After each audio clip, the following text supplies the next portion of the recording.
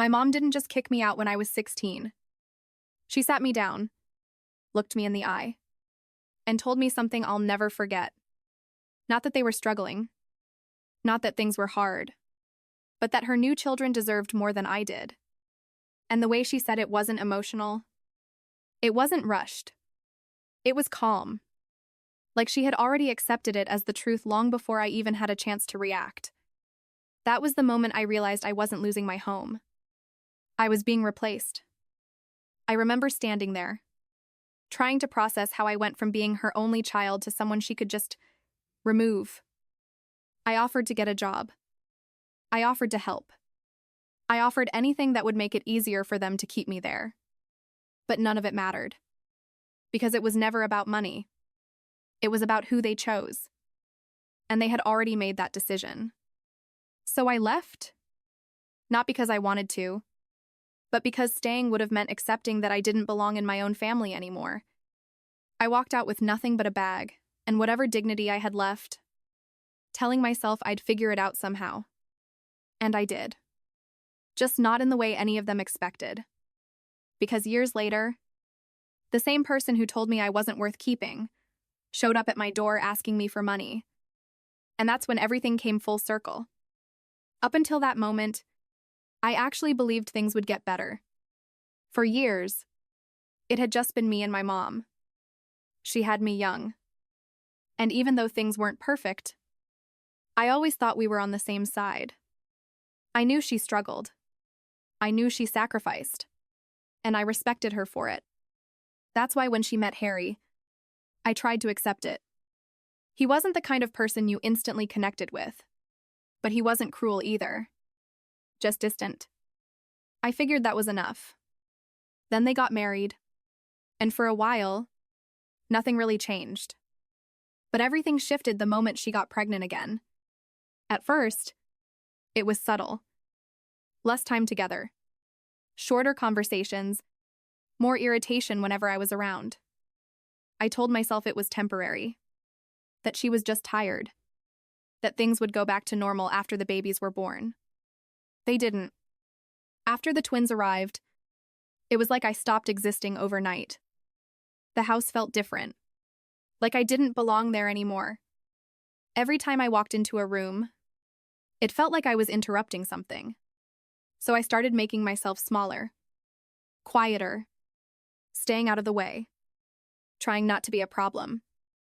Because I thought if I just gave them space, things would fix themselves. But looking back, that was the moment I should have understood what was really happening. Because people don't slowly push you out unless they've already decided you're not part of their future anymore. And by the time they sat me down that day, it wasn't a discussion. It was just the final step in a decision they had already made without me. After I left, there wasn't some dramatic turning point where everything suddenly worked out. It was messy, uncomfortable, and honestly, a little terrifying at first. I went to my grandparents' house because I didn't have anywhere else to go. And even though they welcomed me, I knew I couldn't rely on them forever. They were older, and the last thing I wanted was to become another responsibility they had to carry. So I started working, part-time at first, then as much as I could handle while still finishing school. I learned quickly how expensive everything was when no one else was paying for it. Food, transportation, tuition, it all added up faster than I expected. College wasn't something my mom helped me with either. I took out loans, had a relative cosign, and worked through every semester just to keep up. There were nights I barely slept, mornings I went to class exhausted, and moments where I seriously questioned if I was going to make it. But I didn't have a backup plan. Going back wasn't an option. And that changes how you think. When there's no safety net, you stop waiting for things to get easier and start figuring out how to survive anyway. Over time, that survival mindset turned into something else. Discipline, focus, independence. I stopped comparing my life to anyone else's because there was no point. I just needed to keep moving forward. And if you've ever had to build your life from nothing while everyone else seemed to have support, You already know it forces you to grow faster than you're ready for. If you've ever been put in a position where failing wasn't an option, you know exactly how much that changes you. That was the phase where I stopped being the kid who got left behind and started becoming someone who could stand on my own. It didn't happen overnight, but things started to change. Slowly at first, then all at once. After I graduated, I landed an entry-level job at a company where no one knew my story. And for the first time, I wasn't the kid who got pushed aside. I was just another employee trying to prove myself. And I did. I worked harder than anyone else in the room. Not because I wanted recognition, but because I didn't have the option to fail. That mindset followed me everywhere. Late nights, extra responsibilities, learning things outside my role just to stay ahead. And eventually, people started to notice. One promotion turned into another, then another, until I wasn't just keeping up anymore, I was moving ahead. My income increased. My responsibilities grew. And for the first time in my life, I felt stable. Then more than stable, comfortable. I moved into a better place, upgraded my lifestyle, and started building something that actually felt like a future instead of just survival. By the time I was in my early 30s, I had reached a senior management position, earning more than I ever thought I would. Not just enough to get by, but enough to have options. Enough to not worry about money anymore. And the strange part was, I never felt the need to tell anyone from my past. Not because I was hiding it, but because there was no one left to tell. The people who were supposed to care had already made it clear they didn't. So I kept building quietly, living my life without looking back. And for a while, it actually felt peaceful. Like everything had finally settled into place.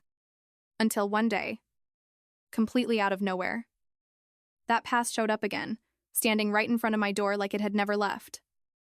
The day she showed up at my door, I almost didn't recognize her. Not because she looked different, but because it had been so long since I had even thought about her as part of my life.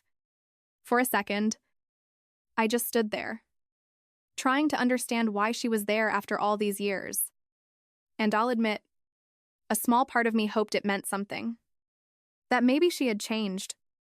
That maybe she came to apologize. That maybe, for once, she actually saw what she had done. So I let her in. That was my first mistake. She didn't start with an apology. She didn't ask how I was.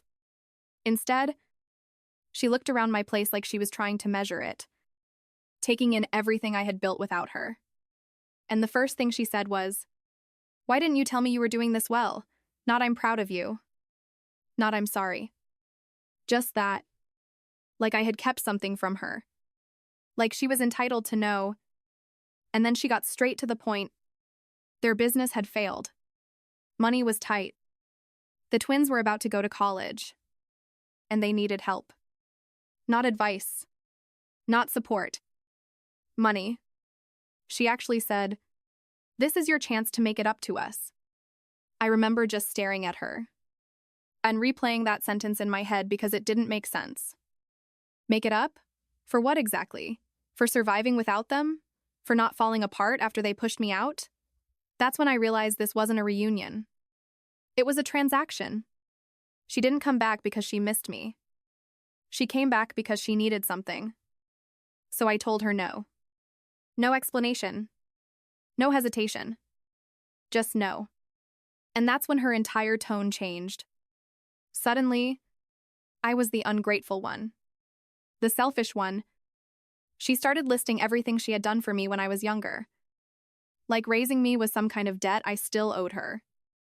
And that's when I finally said what I should have said years ago. "You told me they deserved more than me. So go ask them." For a moment, she just stared at me like she didn't recognize who I was anymore. And maybe she didn't. Because I wasn't the same 16-year-old she could push out of her life without consequences. But instead of backing down, she got louder. Angria. She started saying I was twisting the past, that I was overreacting. that I should have understood her situation back then, that she had no choice. And hearing that almost made me laugh. Because she did have a choice. She just didn't choose me. Then she tried a different approach. Guilt. She reminded me of how she raised me on her own, how hard things were, how much she sacrificed. Like that erased everything that came after. Like that gave her the right to come back into my life and demand something from me. But the truth was simple. Whatever she did for me stopped the day she decided I wasn't worth keeping. And I told her exactly that. You don't get to disappear for years and come back like nothing happened. You don't get to rewrite this. That's when things completely fell apart. She started yelling, blaming me for being cold, saying I was no better than her because I was refusing to help. And that's when I realized something I should have accepted a long time ago. She wasn't there to fix anything. She wasn't capable of it. So I walked to the door, opened it, and told her to leave. No anger. No hesitation. Just done. And when she finally stepped out, still arguing, still trying to make me feel guilty, I closed the door and didn't open it again. My phone started blowing up not long after call messages, emails, but I ignored all of it. Because this time, I wasn't waiting for her to change. I wasn't hoping for something different. I already had my answer. And if you've ever had someone come back into your life only when they needed something, then you already understand if they only show up when you're useful. They were never family to begin with. Sometimes the hardest thing isn't walking away the first time. It's staying gone when they finally come back.